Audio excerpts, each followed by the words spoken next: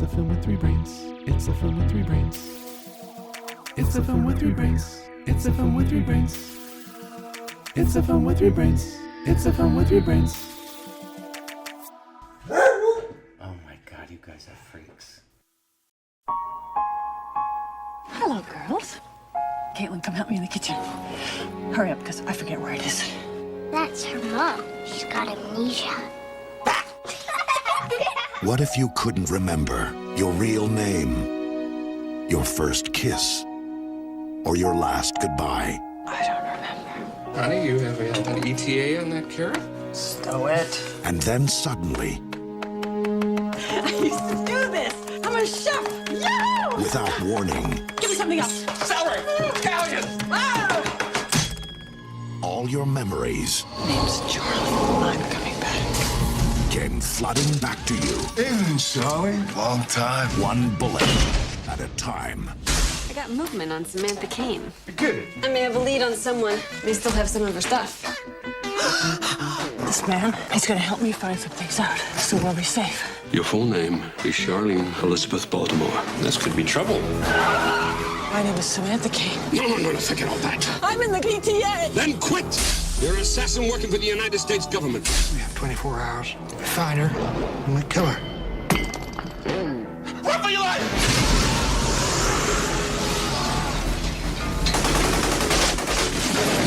Charlie Baltimore's alive, sir. What are you? His name's Charlie. The spy. Back when we first met, you were all like, oh, phooey, I burned the darn muffins. Now, you go into a bar, 10 minutes later, sailors come running out. What up with that? Honk if there's any trouble. Yeah, so Miss Daisy, I be honking. If you have plans for a calm, quiet evening, Cover your ears. Hey, should we get a dog? it's time to kiss them all good night.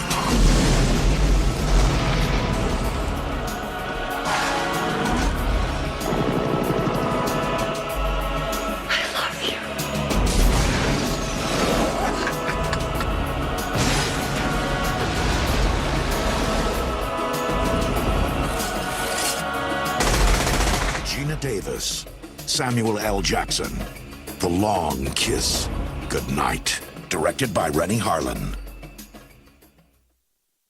Hello, welcome to the Film with Three Brains. I am Cohen in Maplewood, New Jersey. And I am Sean in Chicago. And I am the Emperor in San Francisco. For people who can't see, I have a hood on. Anyway. We have a lot of blind patrons. Yeah, we do. We're very accessible, I think. So the movie we're talking about is Long Kiss Goodnight from 1996, starring Geena Davis and Samuel L. Jackson, directed by Double Up, Rennie Harlan, who also directed Cliffhanger, among other masterpieces. So, Long Kiss Goodnight's basically the Bourne Identity with Geena Davis instead of Matt Damon. Thoughts? This is not the Bourne Identity. No, it isn't. But the stories are quite similar. First of all, have you guys seen it before? Okay. I have not. Really? What? Yeah, I'm watching this movie and I'm going through it and I'm like, I don't remember this. And then I kept going. I'm like, no, I've never seen this before. And then I met with my reference book. It was not in there. This is the first time I've seen this awesome movie. Let's explore that pause before awesome. Oh boy. I mean, you know, yeah. It was the cards were stacked against you because it's Geena Davis, who is always going to be Beetlejuice to me. Really? And then in the second place, it's going to be League of Their Own. Yeah. And it's really hard to be like, oh, Geena Davis, the tough action hero. So it just Like it just like it was like seeing like all of a sudden if you saw Aliens 3 and it was Geena Davis instead of Sigourney Weaver, you'd be like, what? Well, Rennie Harlan would be sad to hear you say that because he was married to her at the time and he wanted her to be in more action movies. He wanted more female action movies. Yeah. And it was also for Geena Davis's career, I think. Well, I agree with that. And don't get me wrong, I still, she's Larry and Fletch, and that's also in my mind. And obviously, we haven't recovered it yet, but Transylvania 65000. Anyway, all of these things, Thelma and Louise, none of them is anywhere close to this. And we saw 65000. What's that?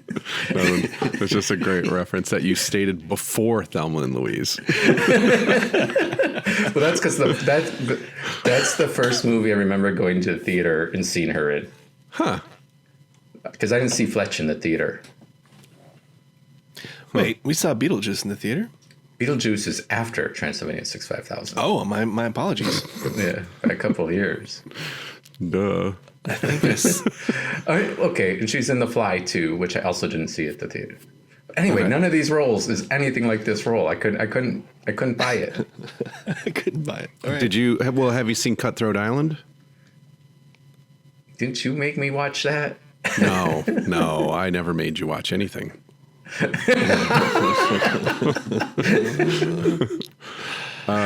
Maybe. I don't know. But, I don't remember. I think Cutthroat Island came out before this. Yeah, right 10 before months this. before it. Yep. Yeah. That was a huge bomb, but it's an action adventure starring Geena Davis. Again, trying to do the exact same thing, get more females action stars. Cutthroat Island bankrupted Carol Co. and was a huge disaster, but this one was better than that. Yeah. I'm not against the action star idea for other actors. Just not her. Yeah. I will say this. Her facial expressions are a little odd in this. She's a quirky person. That's what makes her fun. And it just doesn't translate into action. Yeah. I was for some reason, I noticed her facial expressions were a little over the top. If it's supposed to be a furrowed brow, it's like, like super furrowed. If it's like mouth open, it's like mouth wide open. I don't know. Her expressions looked odd, like over what they should be in any given situation, to the point where it kind of looked comical. Like which the slow works motion, great in Beetlejuice. Like the slow motion of her ice skating with the gun. Her intense look is just it's a little cartoony. It's like it's too much. Well, this is probably a good time to bring up our homework, which was to look at the poster of Geena Davis. Yes. So which poster? There's a couple. Yeah, which poster? Like the first one. Yes, with the blonde hair. Her and Samuel Jackson holding guns. Well, there's and she's trying to look tough. She looks like not the left one. Yeah, not the DVD cover. The actual. I can't tell which one's which. Yeah, the one with the white background is the DVD cover. Yeah. Mm-hmm. Okay. The one with the first blue background. She looks crazier in that one. Yeah. She looks crazier. Yeah, she does. I don't know. Well, that's a perfect representation of her strange facial expressions throughout the movie. Is that poster? It's a little just too much, Yeah. Well, I've seen it 3 or 4. This is probably my 3rd or 4th time seeing it, and I was excited to watch it, but I'm not sure what I was thinking. I know what I was thinking. I was thinking Samuel Jackson's funny. It's a quirky, fun, silly movie. A lot of action. It's fun. And I think that's all true. But I forgot, we've just moved on in terms of action. So, yeah. I don't know. Well, sure. You think the action scenes aren't convincing or not very well made or something to that effect? The third act is pretty... Yeah. It's not terrible. It's like it's terrible. It's terrible, but it's like in relation to the rest of the film, it's not much more terrible than the rest of the film. But I remember being even this time, I was excited for them to partner up and you know, when the sort of the discovery of what she does and who she is all that stuff is cool. But, yeah, I mean, I think it's just like the laws of physics aren't applied very many places. Like, yeah, the explosions, especially. That's very true. Yeah. Starting when she chucks her daughter out the window into the treehouse. Yeah, that's what's like. I love that scene. That's a scene. And like somehow earlier, at some point, a grenade creates a fireball. Yeah. That travels down, a hallway that they outrun from a fucking grenade. Right. They had time to there's talk a bit about of that. it. Mm-hmm. There's also some pretty dodgy effects here and there. So Shane Black wrote this, and he's most known for probably writing Lethal Weapon. Is probably, I mean, he's written a lot, but I feel like Lethal Weapon's what kind of put him on the map. And this one made him the highest paid screenwriter in Hollywood. He also wrote The Last Boy Scout. He wrote and directed Kiss Kiss Bang Bang, The Nice Guys, Iron Man 3. Anyway, like you can tell it's a Shane Black script. You know, it's funny. It's funnier than I remember. I don't remember chuckling so much, but I kept chuckling. But the action scenes, yeah, they're okay. You know, for mid-90s, even for mid-90s, they're just okay. You know, The Matrix is only 3 4 years after this. 3 years after this. That's not a long time. And, you know, I mean, The Matrix is The Matrix, and it was groundbreaking and changed everything for action movies in Hollywood, but this isn't anywhere close. And it's not supposed to be The Matrix. I'm just saying in terms of like the quality of the action scenes, it's okay. I thought Geena Davis was fine, her facial expressions notwithstanding. Yeah, I didn't mind her action. Yeah. I believe her as an action star. It's just that some of the action is just a little goofy. Yeah. I liked her, you know, pre-memories and after memories and all that. Like her performance was good. I thought she was great in that. But the plotting's a little clunky, and then the action scenes are okay. You want to give us a summary? Geena Davis is a housewife. Are they married? I don't know if they're married. Yeah, she has a ring. So she's married and has a 8-year-old daughter. She's a school teacher in a small town. I don't even remember where. Turns out she has amnesia. 8 years earlier, they found her. I even can't remember where they found her. Couldn't remember anything. Couldn't remember her name, nothing about her, who she was. So, and no one claimed her, and private detectives couldn't figure anything out. So she's just Jane Doe forever. Anyway, she ends up on TV during a holiday parade, and some people see her, and her past catches up with her. And turns out she was a CIA assassin? Yeah. I guess. Mm-hmm. Some kind of spy. And she has total recall. I don't remember how that occurs, actually. How did she remember goofy everything? Drunk guy in the car with her who, what's that? Is that the goofy drunk guy? No. Anyway, goofy drunk guy in a car who's like waving his hands in front of her face while she's driving, and all of a sudden there's a fake tear standing in the road. Right. She hits it, it goes through the windshield. Neither of them are wearing seat belts, and she drives into a tree, and only she flies out, and the car bursts into flames, the other guy dies, and she is awake enough to realize that she's a killer, and she breaks the deer's neck to put it out of its misery. And now we know that she's no longer the average school teacher. But leaves the guy to burn alive in the car. Yes. And there's no mention of that. The next scene, they're all back together like, hey, it's Christmas time. Yeah. No mention of the funeral or anything that happened with that guy. Nothing. Yeah. Yeah. There's like things move along in this movie just enough. Like if you don't think about it, like I think the first time I watched it, I was like, yeah, that's pretty cool. And everything's flowing. But then in between scenes, you're like, how did we get here? Yeah. You know, there's a lot of that. Yeah, I agree. It felt a little jumpy where all of a sudden you're like, wait, what? How did they get there? Yeah.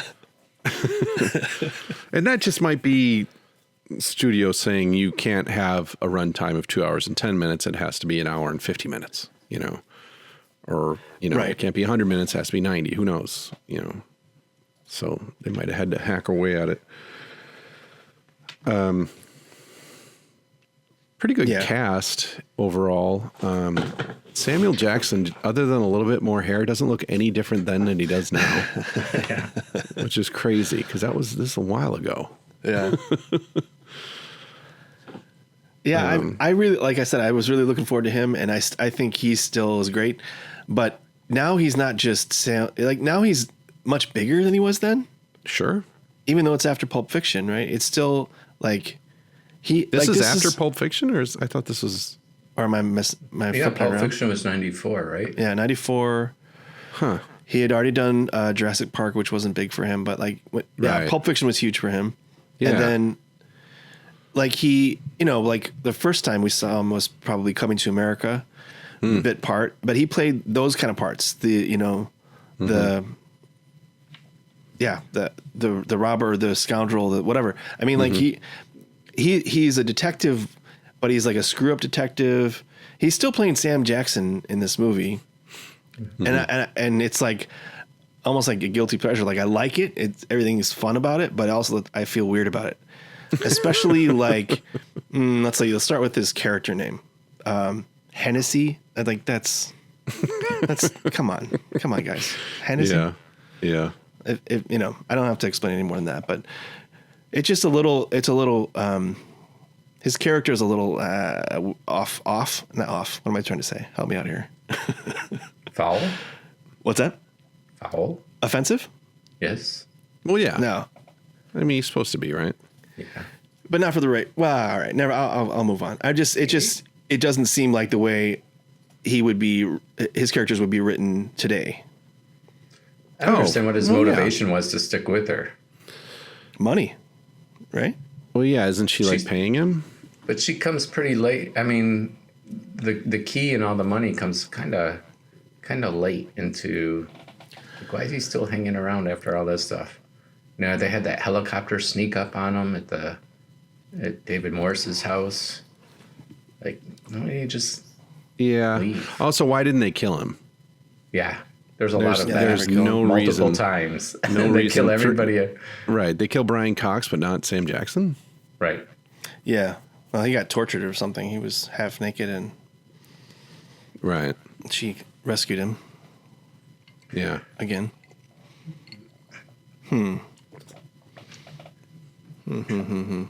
I did laugh at this part at that part when she's on the wheel, the water wheel, getting dipped, because I was like, begin the unnecessarily slow dipping mechanism. Yes. It was like awesome. And then later they put her in the freezer, for the freezer. Yeah, it was a James Bond moment. Yeah. Why don't you tell me all your plans before you let me slowly freeze to death? Yeah. He's like, okay. Why not? Yeah. What could go wrong? Oh, and then saved by the 8-year-old who carries a pack of matches in her cast. Oh, mommy, here. Oh my God. Well, she put that was not unmotivated. That she gave her the matches earlier. She stuffed it in her thing and said, "Keep a candle burning for me till I'm home." Yeah. Yeah, whatever. Doesn't quite. It's a little convenient. I mean, nobody's going to give an 8-year-old a book of matches. Yes, these weird jumps in matters of convenience take away from like the genius of we like to see the hero be a genius, like figure out something that is just plausible enough that it doesn't destroy our disbelief, or get it to rise. And this movie, that's what the disbelief became too much. Like that pack of matches thing, just way too much. And like helicopters all of a sudden coming out of it just, it was. I did like the end scene where she goes flying upwards on the string of lights and grabs the gun out of the guy who's falling. Yeah, physics. That one I liked. Oh, you did like it? Well, I was thinking what is she heavier? Is the guy that heavier than she is, and so like one body for one body, like just because she cut the thing, he falls and then she. if he swashbuckles up. He was hung up on something. She grabbed it, cut it, so he's not hung up. And then he weighs more than her probably because but she's hanging on to the thing, so she would have to be much heavier for her to go flying up. She could start with a jump. She would have to be lighter than him. Yeah, she's a lot lighter. Yeah, he would have to be heavier. She'd have to be lighter. Yeah. But like a lot, not for that much force. All right, fine. We'll let that one go. That's not the worst one. And Sam likes it, so let's keep it. All the lights flying off. Yeah, it was all right. There were too many scenes where there's like 18 people with guns shooting. You know, like we were joking about Commando. You're like, how can 1,000 guys with guns not hit a guy walking through a yard? Yeah. And I felt like they went to that a little too much too. Yeah. I was like, oh my God. Well, right. Like the shootout in the train station. The train station was just bananas. Yeah. Like they're just shooting. They don't, they're just like, they're just shooting everybody. Like, what are you aiming at? Are falling over. They shot each other. They were shooting each other. Yes. So these guys suck at their job. Yeah. The other convenience is everyone, like, there's no wasted characters. The guy that is supposed to execute her and breaks out of prison and then attacks her again. And then, like, the only two spies we know of, one was the head of the Daedalus guy, David Morse. Mm-hmm. What is he, the head of the organization, or is he just the? Oh no, he was a target. He was a mark. Yeah, he was a target, and Timothy, that guy, was a target. So all of the spies that we know are unraveled in this thing. You rather than like having, a bunch of different cases that went awry or something. It was like every character comes back. Yeah, it's just convenient. Mm-hmm. So. Yeah, that's fine. Yeah. No, it's funny though. It's a decent acting by Geena to like transform, but then it deteriorates. Like toward the end, she's both. Yeah, and I guess maybe that's by design. I don't. Yeah, maybe that's a choice. I feel like the first half is far more compelling than the second half. Yeah. The first half feels like a history of violence, which doesn't devolve into an action movie. Really, it has some action scenes and it has violence, but it's not an action movie. It's about this guy, and granted, in that case, he doesn't have amnesia, but but it's that sort of dichotomy that makes the first half of this far more interesting than the second half, I think. Mm-hmm.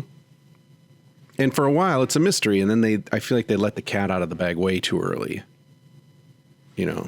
Like you learn everything all at once. Just like, oh, here it is. Here's what's going on. There's only minor clues in the beginning. I don't know.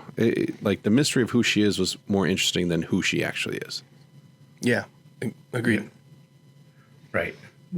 Because he had that little scene with the chopping the vegetables. She's like, oh, I'm a chef, clearly. So, and then she throws the knife through a tomato, and you're like, wait, Yeah. And yeah. But you're right. They could have had fun with that. I like the idea of kind of the everything everywhere all at once part of it. Like, oh, I know such and such, right. that you could tap into things that your memory. What I didn't like is that her older self was somehow like taking over as like this entity that could be in the mirror, as which I don't think is how it would work. But I do think, and they only had it for a second, is the idea of like remembering that you're the person who is a killer and never wanted kids. Like that idea, I think, is a cool idea. It is. It's now great. She has a kid, but it doesn't.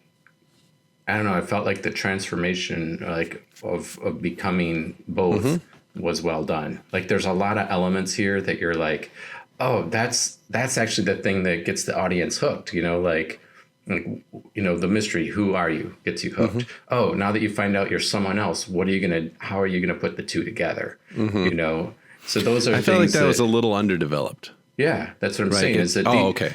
These concepts are it's things a great that, premise. Yeah, these are the premises that an audience latches onto that says, this is what makes your action movie different than other action movies. Yeah. Because the action scenes rarely are the things that actually do it.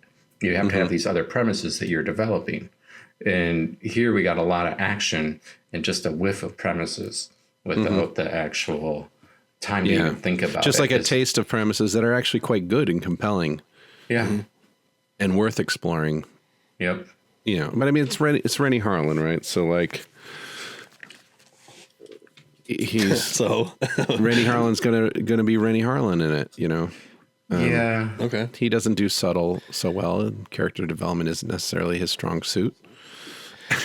I feel like Shane Black has that same problem because sure, it seems like, I mean, this is very much a Shane Black script. You know, like the humor, you know, the pacing. There's a lot of stuff that just seems reminiscent of his other movies. Yeah, I mean, until he made Kiss Kiss Bang Bang, all his movies were pretty like his stories always had like an interesting premise or an idea in it. Like Lethal Weapon's a great premise.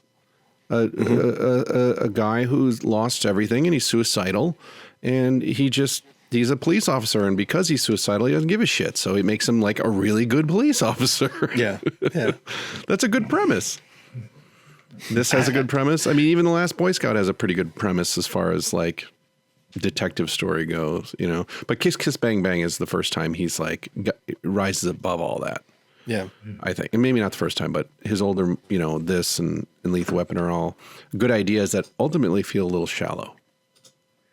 Even though Lethal Weapon digs into it a little bit more.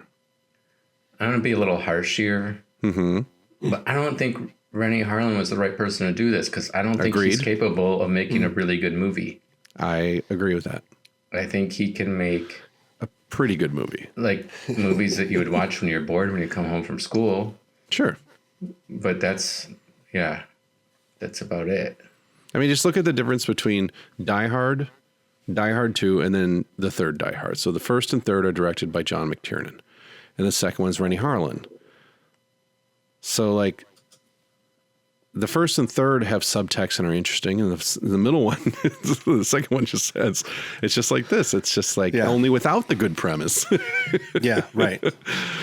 It's just a shallow action fest, and it doesn't develop characters at all. And anyway.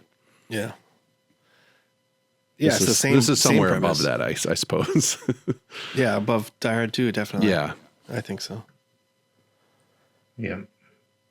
I think the fact that Joel, you know, you keep saying Kiss Kiss Bang Bang is his Shane Black's, you know, best, or maybe not best, but well, when he turns the corner, I think you're saying. Yeah.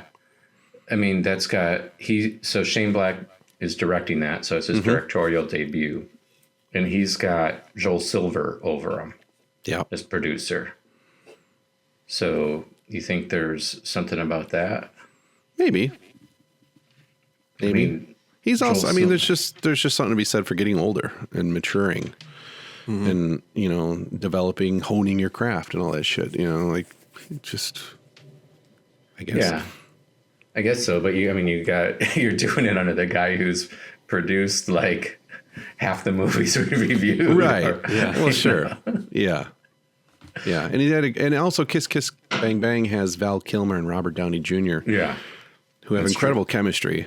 Yep, and they're both, you know, performing peak to their, you know, of their powers, I would say. And then, you know, later he does The Nice Guys, which I think is really great too. Yep, I like Kiss Kiss Bang Bang a little bit better. I'll have to go back and watch it again because I really like The Nice Guys. I've watched it a couple times. I think their chemistry is really great too. Yep. Yeah. I think I think if you took this screenplay as is and let the dude who made John Wick direct it, it would be really fun. You know, it would be great. Take, you know, the same cast, same script, just a different director, and it's probably far more enjoyable and interesting, ultimately. Yeah, I'd say that's probably true. Sorry, Rennie. Yeah, but Mindhunters is unforgivably bad. Well, casting. No wonder Geena divorced you. Oh, ouch! Damn. Ooh, well, you can't make your wife into someone she's not. You mean the character or the? Yeah, you tried to make her an action star twice. Yeah. Did she ever do anything else? I guess. No, not really, right? No, just the Cutthroat thing. Okay. So, you think I'm being harsh. The real reason they got divorced is because Rennie Harlan knocked up his PA. Oh. Yeah. Gross. Yeah. Okie dokie. So, yeah, he had a kid with his assistant. All right. So, well, fuck him. Yeah. Your movie sucks and you suck. And you're a turd. All right. Yeah, I mean, didn't it say that Shane Black, after he got that giant fee, he caught some attitude from other writers in Hollywood, and he kind of stopped doing big action movies for quite a while? Yeah, something like that. Yeah, I read something to that effect as well. Yeah, I mean, it feels like, yeah, he didn't really do anything between this and Kiss Kiss Bang Bang. That's 9 years. Yeah. But I guess he was making pretty good money with his scripts. Yeah, he had nothing to prove at that point, but... Yeah. Yeah, I mean, he also wrote The Monster Squad for the completists out there who are curious. And Last Action Hero, which is another double up. Uh-huh.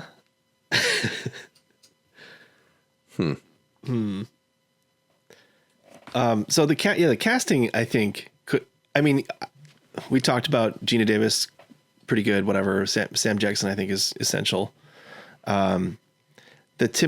What's his name? The Timothy. Oh, Timothy. I don't like that dude, actually. Right? Craig Bierko. Craig Bierko? Like, he didn't seem like a good villain at all. No, he's totally unconvincing as a villain of any kind. I just thought his shtick was like, I'm going to be super cool about everything and normal and not react to anything. But by the end, he's losing his cool. And it's like, I don't really care anymore. Like, you're just a weird dude that stares too much at everybody, Yeah, and then smiles weird. And smiles. Yeah, I could have lived without him. And for that matter, that's where the plot gets kind of strange too, because they mention the World Trade bombing of 1993, and this is pre 9/11, so it was still like, what? The CIA, I guess it was shocking. I don't know, like that they would be involved. They would they would be the terrorists, that the government would be the terrorists. Like, now people would eat it up. Like, yeah, of course they are. Of course they are. Yeah. But then it was like, oh, this is a weird conspiracy where, the hitmen are now part of the CIA or whatever. I don't know. Yeah, that all seemed a little underdeveloped as well. Just kind of like mentioned. Oh, by the way, we're the bad guys now. All right. And it was budget cut. Like, Congress cut their funding, so they were supposed to kill 4,000 people in that town. They barely blew up that bridge. I mean, it was a big explosion. It was a cool big explosion, but if that was in the center of their midnight Christmas parade, then, I mean, how many people would they have taken out? A few hundred, maybe? Yeah. I don't know. Not impressed. Yeah, I wasn't impressed. I wasn't impressed with the villains or their plot or how they did anything, but... Yeah. Fun to watch them die, though. Get their butts kicked. Yeah. And it is fun. It is fun. Like, I do... Like, I agree with you, Colin. Like, the first half, you really are, like, kind of with them. Mm-hmm. And aside from the weird explosions and physics, you're like, all right, whatever. It's an action movie. Let's go with this. And then it just peters out toward the end. You're just like, Yeah. She hides inside the truck that they're going to blow up. I mean, she it's not her fault. She said hide. Yeah. And she hid. Just the worst possible place to hide. The dumbest place you could. Whoops. It will. Well, Alan Silvestri is our maestro for the music in this. I have no real memory now as I think about it what the music was like in this.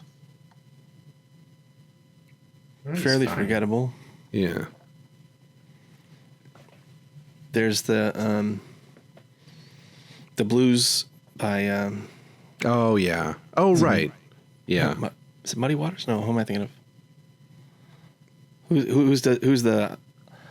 I'm a hoochie coochie man. You know, like that song. It's in the credits, and they.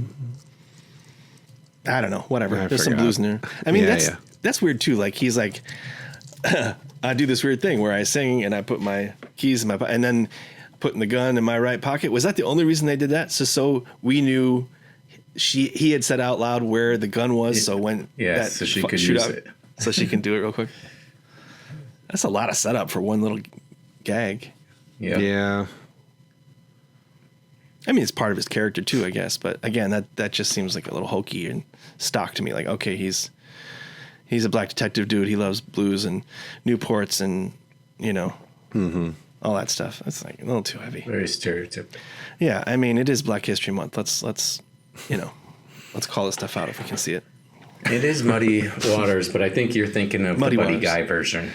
Oh, yes, there's a Buddy Guy version. Yeah. I mean, everybody's done it. Willie Dixon did it too. Yeah. And Eric Clapton.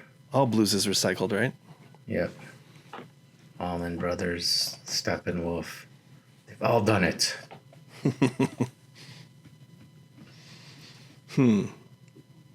Yeah, and there's some like 90s kind of girl alt bands. I guess what's that credits Oh, Tracy. Song?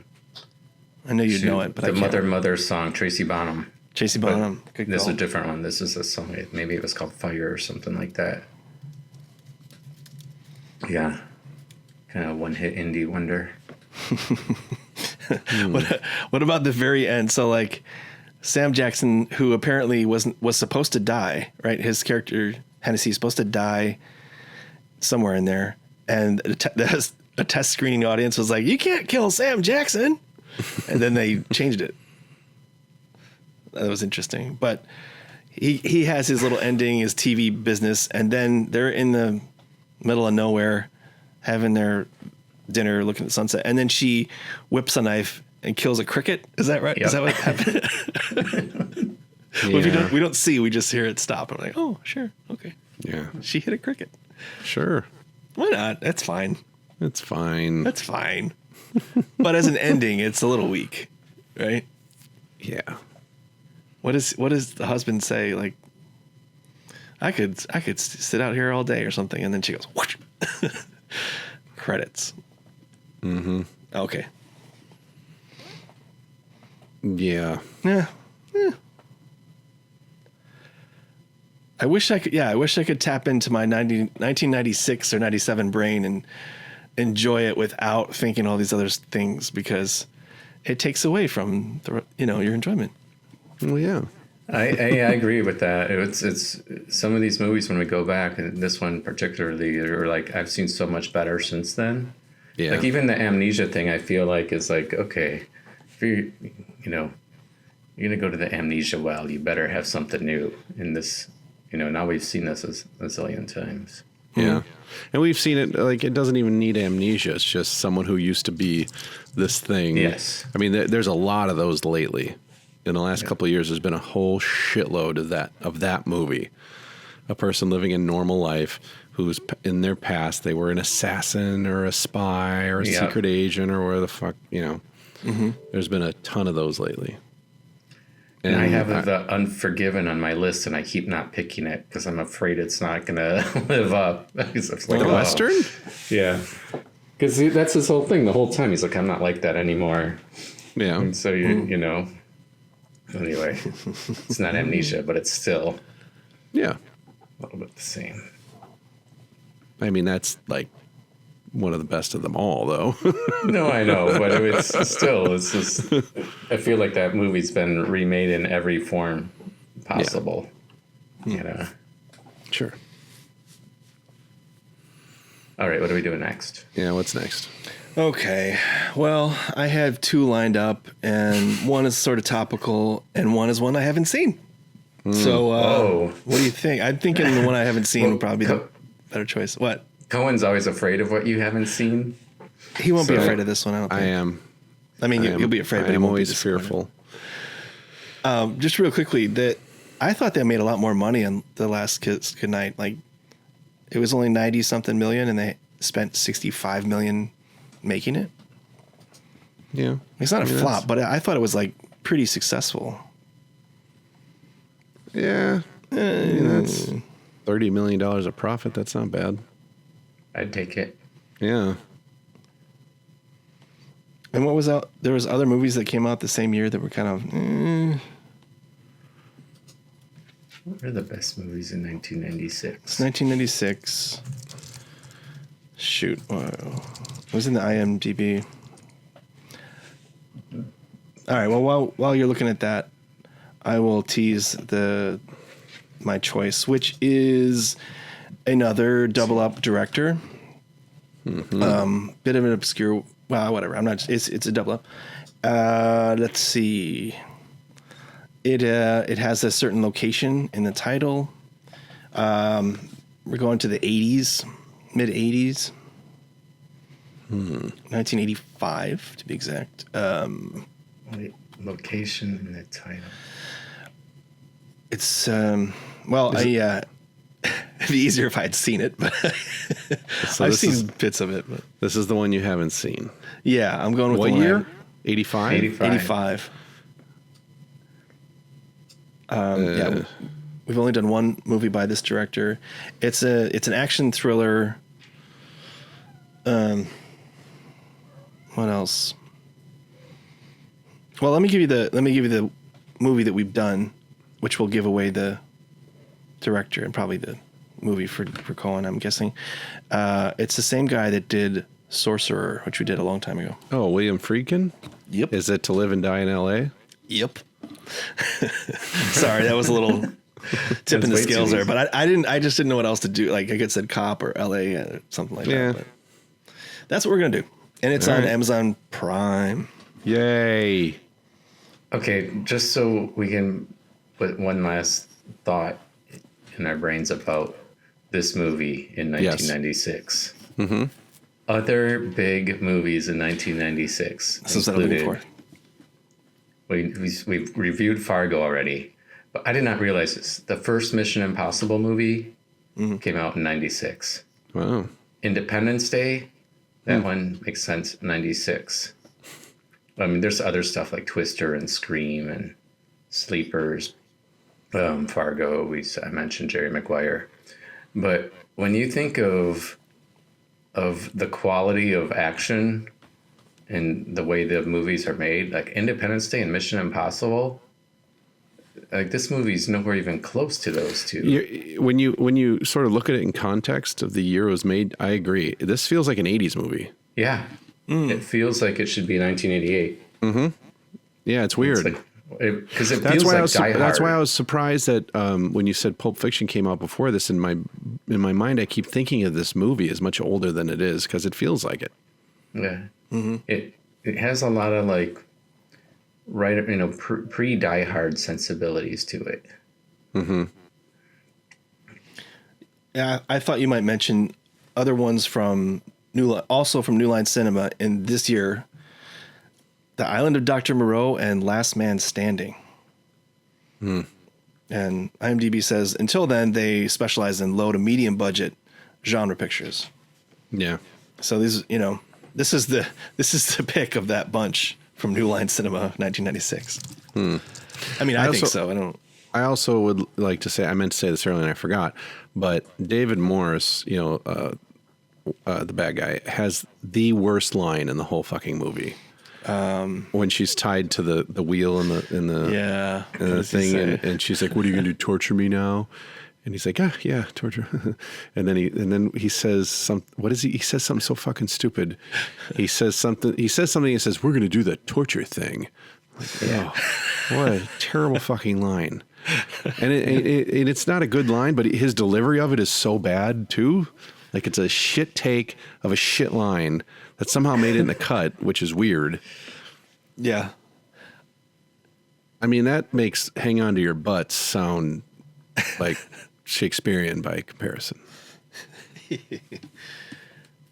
Yeah, he's a good actor for that role too. I don't know what he's doing in that movie. I like him in everything. He's great, but that line, he just oof. Yeah, he's a double up for us because we had him in 12 Monkeys. We haven't done 12 Monkeys yet. Yeah. I haven't done 12 Monkeys yet? No. No. How could I have not done 12 Monkeys yet? I don't know. What oh my gosh. I must have accidentally crossed it off my list. I don't think it's on there anymore. Well, add it. Oh, that's so easy now. I know what my future holds. Well, I mean, until then, this will have to, I'd say, be our best review. Oh, yeah. Yeah. I think. Just because we haven't done 12 Monkeys yet. Right, exactly. All right. To Live and Die in LA, I don't know anything about it. I don't think I've ever seen it. I've seen it. It's good. Yeah, I feel like everyone knows that. Do you know the Granddaddy song? To Live and Die in LA. Anyway. Yeah. It's a well-known movie. Well, Is okay. We'll have to talk about it next time. We'll get into we it. should get into that sometime. All right. Well, until then, thanks for listening. That's enough, movie buff. I'm out.